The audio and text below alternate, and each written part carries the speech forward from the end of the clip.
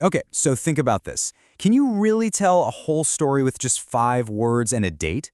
Well, today we're going to deconstruct exactly that, how a super simple phrase can build this entire world in your head, only to then flip everything you were expecting upside down. It's really a masterclass in telling a story efficiently. So, this is it. This is what we're working with, just these 2 lines.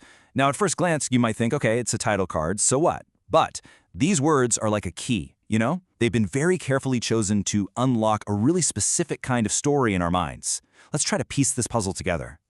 And that brings us to the big question, right? Before you even see a single image, what story have these words already started telling you?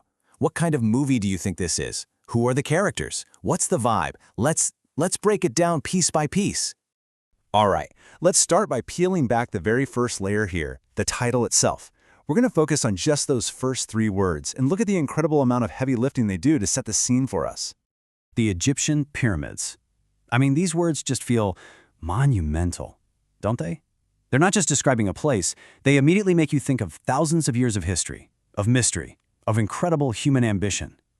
This is a subject that's just loaded with cultural weight, giving it this serious, epic feel right from the get-go.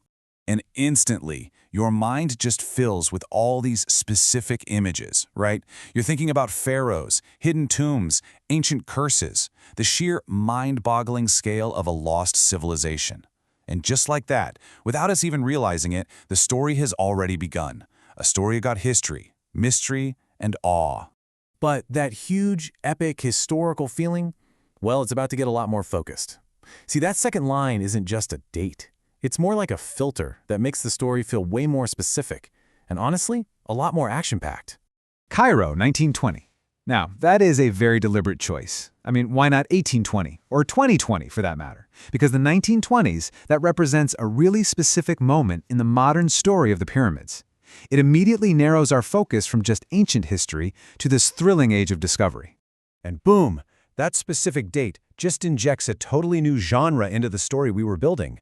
All of a sudden, we're not watching some dry historical documentary anymore. We're dropped right into a pulp adventure. This is the time of Howard Carter, just 2 years before he discovers King Tut's tomb. You start imagining daring archaeologists, dusty maps, and the absolute thrill of the unknown. So, the story is pretty much set in our minds, right? An epic, historical pulp adventure about uncovering the secrets of the pyramids. The stage is set, the tone feels clear, but there's one last little piece of information that changes, well, absolutely everything. So let's just quickly recap what our brains have put together. You've got the epic, ancient subject of the pyramids, and you've combined that with the exciting, action-packed setting of 1920s Cairo. It feels like a serious, maybe a little dramatic, and super exciting story, doesn't it?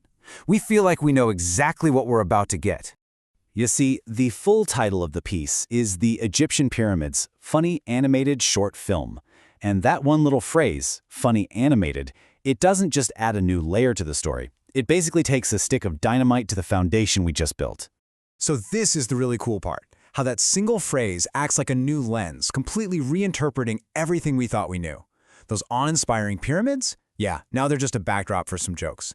Those daring hero archaeologists? They're probably going to be clumsy, bumbling fools.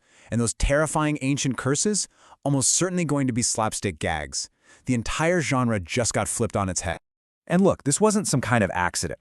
This powerful effect was created by a very simple but incredibly clever formula for building up and then completely subverting our expectations. It's a strategy that's designed to create a premise that's instantly fascinating. So, the formula itself is surprisingly simple. Step 1, you establish this grand, serious foundation.